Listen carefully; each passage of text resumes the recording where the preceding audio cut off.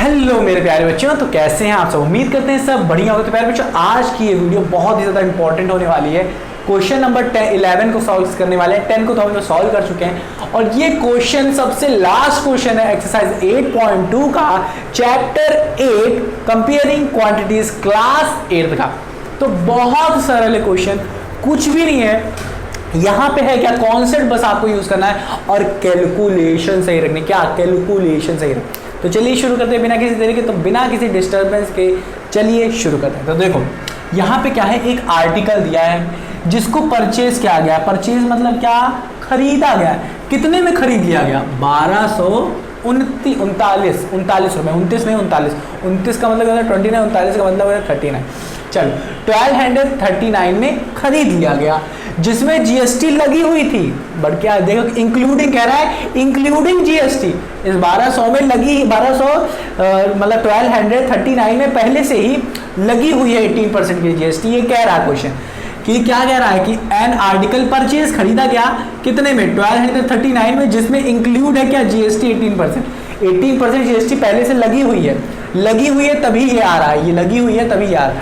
कह रहा find the price. आप वो प्राइस फाइंड करिए, find the price of an article before GST.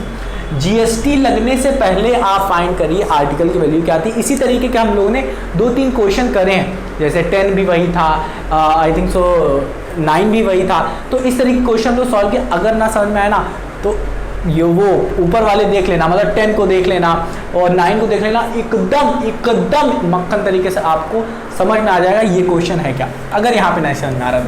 तो देखो क्या है आर्टिकल। देखो तरीका क्या होता है सॉल्व करने का, ध्यान से सुनो। इसको सॉल्व करने का बहुत ही अच्छा तरीका होता है। क्या करना रहता है, बस आपको मैप बनाना ही। मैप क्या होता है सर जी, दिखाते हैं, बहुत मजा आएगा। देखो हमें पता है, देखो यहाँ पे क्या है, परचेज वैल्यू। अब देखो ध्यान से कन्नों खोल के, कान खोल के देखो। यहाँ पे क्या है कि हमने देखो, अच्छा यहाँ पे एक चीज़ देखो, एक लाइन देखो कि आपके पास कोई प्रोडक्ट है। ध्यान से सुनना। ये सारी चीज़ें मैं बता चुका हूँ। एक प्रोडक्ट है, इस प्रोडक्ट पे जो लिखा होता है ना प्यारे बच्चों, जो लिखा होता है वो मार्क प्राइस होती है। क्या होती है, मार्क प्राइस होती है।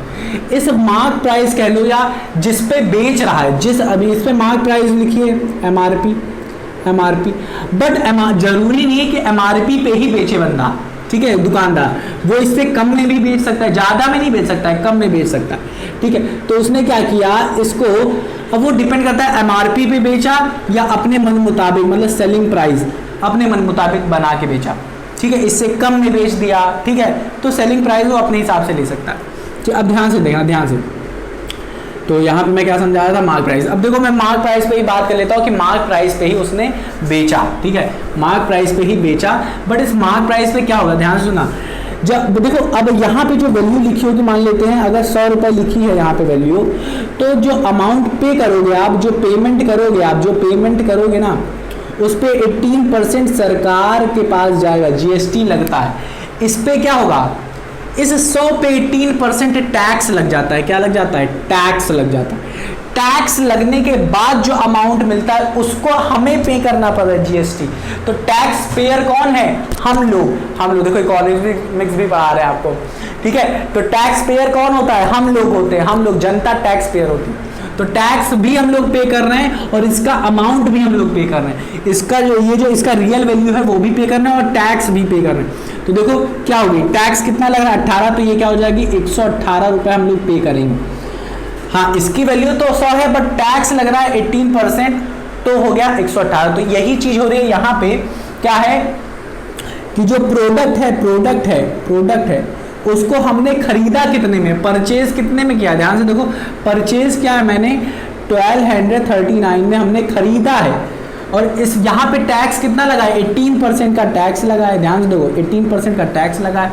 और यहाँ पे जो वैल्यू है, मार्क प्राइस जो है, या फिर कुछ भी कह लो, सेलिंग प्राइस कह लो, ठीक है, वो कितनी है बिफोर वैट, मतलब यहाँ पे वैट है, क्या है, जीएसटी है। कह रहा जीएसटी लगने से पहले इस प्रोडक्ट क्या है, आर्टिकल है, ठीक है। इस प्रोडक्ट की, इस आर्टिकल की जीएसटी लगने से पहले ऐड हुआ है ना, जीएसटी ऐड होता है, हाँ कि ना, मतलब टैक्स ऐड होता है, डिस्काउंट होता है तो माइनस हो जाए।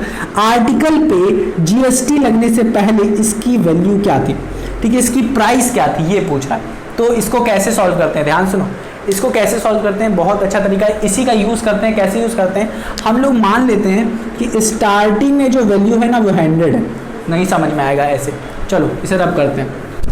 इसी नीचे वाली चीज़ को इधर लिखते हैं, ऊपर लिखते हैं, ध्यान से देखो, इधर यहाँ पे लिखते हैं, ये जो ये है, ये हमको स्टार्टिंग की वैल्यू नहीं पता थी, मान लेते हैं x है, जिस पे लगा है क्या 18% टैक्स लगा है, और फिर हमने जो पे कर दिया, जो पेमेंट अमाउंट है, पे अमाउंट है या पे मनी भी कह सकते हो, पे मनी कह लो, जो आपने मनी पे किया है वो कितना है 1239 रुपीज़ आपने पे किया। ध्यान से सुनना, ठीक। अब ध्यान से देखो, अगर मैं कहता, देखो अब सॉल्यूशन कैसे करेंगे, निकालेंगे कैसे x, उसका तरीका समझो। क्या करते हैं कि हम लोग मान लेते हैं कि इसकी जो स्टार्टिंग वैल्यू थी, हाँ कि ना, जीएसटी लगने से पहले जो वैल्यू थी, मान लेते हैं, हमेशा यही मानना आप क्या 100 थी, क्योंकि इसमें कैलकुलेशन बहुत सरल हो जाती है, ठीक है। 100 थी, अगर इस 100 पे 18% का टैक्स लगा है तो ये 100 क्या हो जाएगा हमारा, क्या हो जाएगा, ऐड ही तो होगा, टैक्स ऐड हुआ है, इसमें भी ऐड हुआ है, तो क्या हो जाएगा हमारा, ये वैल्यू नहीं हो जाएगी, ये वैल्यू होगी। इसमें लगा है 18%, क्या हो जाएगा 118% हो जाएगा, परसेंट नहीं होगा, 8% मैंने निकाला मतलब 18 हो गया, 8 नहीं 18% निकाला 100 का, तो क्या होगा 18 आएगा, 18 को हम लोग ऐड कर देंगे तो आ जाएगा 118। तो उम्मीद करता हूँ समझ में आया होगा ये 118 कहाँ से आया। 18% लगा निकाला है 100 का, और फिर इसमें ऐड किया, क्योंकि 18% टैक्स लग रहा, टैक्स निकाला मैंने, कितना लग रहा है उसको ऐड कर दिया इसमें, तो ये आ गया। अब ध्यान से देखो, मैंने कहा है कि x ये है, मतलब ये जो 100 है वो बराबर है x के, इसका मतलब हुआ अगर इनिशियल वैल्यू बराबर है तो फाइनल वैल्यू भी बराबर होगी, क्योंकि बीच में लगने वाला जो टैक्स है वो सेम है, टैक्स है जो सेम। इसका मतलब क्या हुआ, इसका मतलब यही हो गया कि ये वैल्यू इसके बराबर है, मतलब 118 की जो वैल्यू है वो 1239 के बराबर है। तो यहाँ से हम लोग एक की वैल्यू निकाल सकते हैं, ये आएगी 1239 अपॉन क्या हो जाएगी, ये नीचे चला जाएगा 118 मतलब 118, ये एक की वैल्यू आ गई। अब बताओ 100 की वैल्यू क्या होगी, मतलब ये वाली वैल्यू फाइंड कर रहे हैं, इसका फाइंड करना मतलब इसको फाइंड करना, ठीक है। तो 100 इंटू 1 दोनों तरफ 100 से मल्टीप्लाई कर देंगे तो ये आ जाएगा ये अपॉन ये और इंटू 100 कर देंगे। अब ध्यान से सुनना, ये 100 क्या है, मैंने कहा था ना स्टार्टिंग में 100 कुछ नहीं x है, x के बराबर है, तो ये क्या हो जाएगा 100 क्या हो जाएगा x हो जाएगा, और x क्या है हमें यही निकालना है, find the price of an article before GST, GST लगने से पहले, ये देखो जीएसटी यहाँ पे लग के ये आ रही है, लगने से पहले क्या है 100 और यही 100 क्या है x, तो जीएसटी लगने से पहले क्या आ रही है x, तो x ही तो फाइंड कर रहे हैं, तो x क्या आ जाएगा, ये आ जाएगा 1239 अपॉन 118 इंटू 100। इसको सॉल्व कर लो, x की वैल्यू आ जाएगी।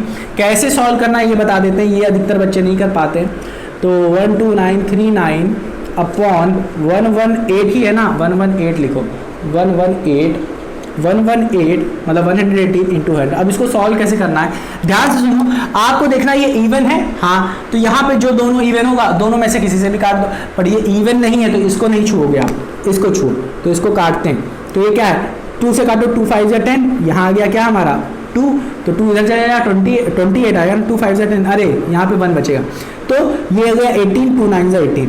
अब ये काट दो इसे, 2 से 2 5 या 10 और ये आ जाएगा, 2 कट गए।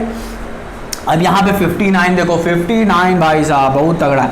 या तो आप क्या करोगे, 59 क्या है आप बताओ, प्राइम नंबर है, अब ये हमें कमेंट सेक्शन में बताओगे 59 प्राइम नंबर है, हाँ अब बताओ प्राइम नंबर होते क्या है, बस मुझे ये बता दो प्राइम नंबर होते क्या है, ये मुझे कमेंट सेक्शन में कमेंट करके बताना, ठीक है, ये नहीं बताऊंगा। चलो अब देखो, अब क्या करोगे, ये 59 की मुझे टेबल नहीं समझ में आ रही है कि ये भाई साहब 59 जो होता है वो किसकी टेबल में आता है, अगर नहीं समझ में आ रहा है तो सीधा 59 से डिवाइड करो, सीधा 59 से। चलो अगर आप कर पा रहे हो तो बहुत अच्छी बात है। अब मैं क्या करूंगा 59, अभी ये 12 है 39 को सीधा 59 से डिवाइड करूंगा, देखो 13। अब ये देखो मैं ऐसा क्यों कह रहा हूँ, अगर आपने मुझे बता दिया प्राइम नंबर क्या होता है तब आप कर लोगे, ठीक है। अब देखो, अब मैं अगर कह दूं कि ये प्राइम नंबर है तो क्या आप मान जाओगे, तो बताओ प्राइम नंबर क्या होता है, उसे कमेंट करके बताना।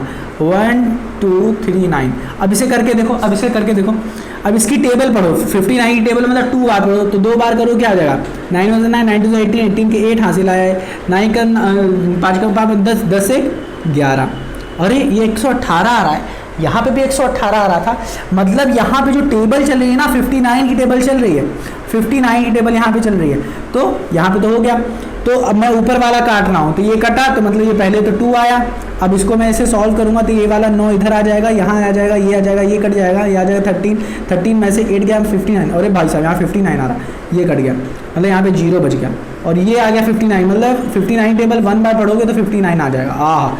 मतलब कट गया, ऊपर वाला कितने में कट गया 21 बार, 59 की टेबल मैंने 21 बार पढ़ी, ये भाई साहब कट गए। तो हमारे पास x की वैल्यू कितनी आ गई 21 × 50। अब इसको सॉल्व कर लो, 5 1 जा 5, 5 1 जा 5, 5 2 जा 10 और ये 0, मतलब x की वैल्यू कितनी आ गई 1050 रुपीज़ आ गई। ये क्या है बिफोर जीएसटी, जीएसटी लगने से पहले जो थी। अब देखो जीएसटी लगने से पहले अगर आप खरीदते, अगर जीएसटी ना लगती तो आपको सीधा पे करना पड़ता, 1050 रुपये आप पे करते और घर चले आते। बट टैक्स लग रहा है, टैक्स लगने के बाद जो आपको अमाउंट मिल रहा है वो कितना मिल रहा है 1239, ज़्यादा पे करना पड़ा है ना।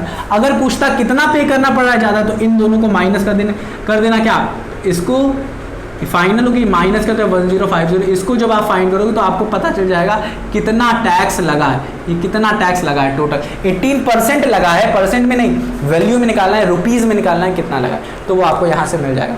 तो उम्मीद करता हूँ प्यारे बच्चों कि आपको समझ में आया होगा। यहाँ मैंने कुछ नहीं किया, बस कंपेरिजन किया है। ये कंपेरिजन अगर आपने अच्छे से कर लिया, इक्वेशन अच्छे से बना दी और आपने कैलकुलेशन अच्छे से कर लिया, तो आपका आंसर एक चुटकी में हो जाएगा। मेरा काम था आपको बहुत अच्छे तरीके से समझाना कि क्वेश्चन का मतलब क्या है, कैसे करते हैं। ये अगर आप समझ जाओगे कैलकुलेशन, तो प्रैक्टिस जब करते रहोगे तो यूं कर लोगे आप, देख के ही बता दोगे आप किससे डिवाइड हुआ है किससे नहीं। ये सब किसको है प्रैक्टिस पे। तो मैं पहले बताते रहा हूँ आपको बच्चों, आप रोना मत कि मुझसे तो सॉल्व ही नहीं हो रहा, उस बंदे से सॉल्व हो जा रहा, मुझसे नहीं हो रहा। तो अपने आप को कंपेयर मत करो, हम लोग कंपेयर मत करो। हो सकता है उसे 13 की टेबल आती हो या उसे 7 की टेबल आती हो और आप 7 की टेबल नहीं याद कर पा रहे हो, मतलब दिमाग में नहीं है आपके, तो उसने सॉल्व कर लिया। तो अब आप ये मत समझना वो तो बड़ा शातिर है, उसका दिमाग बहुत तेज चलता है, ठीक है, ये सब मत सोचना। अगर ये सोचने बैठ जाओगे ना तो अपना मोरल डाउन कर लोगे। तो ऐसा मत करो, आप क्या करो, टेबल अच्छे से लर्न करो, आप क्वेश्चन सॉल्व करो, तो आपको समझ में आ जाएगा अरे इसमें तो कुछ था ही नहीं। तो रोना धोना नहीं, रो मत कि मम्मी से सॉल्व नहीं हो रहा, ये सब नहीं करनी है आपको, ये सब नहीं करना है, ठीक है। ये सब हाँ मुझे पता है आपको फील होगा, ये आपको फील होगा कि मुझसे तो सॉल्व नहीं हो रहा, उस लड़की से सॉल्व हो जा रहा है, उस लड़के से सॉल्व हो जा रहा है। तो ये मत सोचना, आप क्या करो, देखो समझो, आप समझने की कोशिश करो, उसको समझ में आ रहा नहीं आ रहा उसको आप बता देना बाद में समझने के बाद, ठीक है। बट आप पहले समझने की कोशिश करो, फील लो कि क्वेश्चन कह क्या रहा है। ये अगर ये समझ गए कि क्वेश्चन कह क्या रहा है तो कैसे सॉल्व करते हैं, ये तो आप देख के समझ जाओगे, पढ़ के समझ जाओगे, हर एक चीज मैं आपको बता रहा हूँ कैसे कैसे। तो उम्मीद करता हूँ प्यारे बच्चों आपको आया होगा। तो मेरे नन्हे मुन्ने प्यारे बच्चों मिलते हैं अपनी अगली वीडियो में, तब तक अपना ख्याल रखना, और हाँ याद रखना रिवाइज करना मत भूलना, और मिलते हैं अपनी अगली वीडियो में, तब तक अपना ख्याल रखा, ठीक है। तो मिलते हैं अपनी अगली वीडियो में बहुत अच्छी चीजें हम लोग सॉल्व करने वाले हैं, कंपाउंड इंटरेस्ट, सिंपल इंटरेस्ट, ये बहुत ज्यादा इंपॉर्टेंट आपके लिए। और ये भाई सब तबाही है, ये आने वाले जो 9th है 10th है 11th है 12th है वहां सब यूज होगा अगर आप मैथ लेते हो, ठीक है। समझ में आ रहा है कि बहुत ज्यादा यूज होगा। तो कंपाउंड इंटरेस्ट का निचोड़ एकदम आपको मैं बता दूंगा, इंटरेस्ट सिंपल इंटरेस्ट क्या होता है ये भी बता दूंगा। तो अगली वीडियो जरूर देखना, बहुत मजा आने वाला है। मिलते हैं अपनी अगली वीडियो, तब तक अपना ख्याल रखना मत भूलना।